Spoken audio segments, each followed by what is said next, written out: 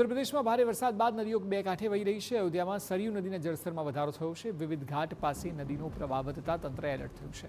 સરયુના તમામ ઘાટ પર સતત પેટ્રોલિંગ અને મોનિટરિંગ થઈ રહ્યું છે। શ્રદ્ધાળુઓને નદીના પ્રવાહમાં આગળ ન વધવા માટે અપીલ કરવામાં આવી છે। હાલ શ્રાવણ માસ ચાલી રહ્યું છે, ત્યારે અયોધ્યામાં પણ શ્રાવણના મેળામાં મોટી સંખ્યામાં ભાવિકો ઉમટી રહ્યા છે। એક તરફ ભાવિકોનો ધસારો છે, તો બીજી તરફ ઉત્તર પ્રદેશમાં અને ઉપરવાસમાં વરસાદને લીધે સરયુનું જળસ્તર સતત વધી રહ્યું છે। નદીના પ્રચંડ રૂપને જોતા તંત્ર પહેલેથી જ એલર્ટ મોડ પર છે અને બોટથી પેટ્રોલિંગ કરીને નદીના તમામ ઘાટ પર નજર રખાઈ રહી છે। શ્રદ્ધાળુઓને ઘાટ પાસે મૂકેલા બેરિકેડિંગથી આગળ ન વધવા सूचना अपाई है। नदी का जलस्तर लगातार बढ़ रहा है।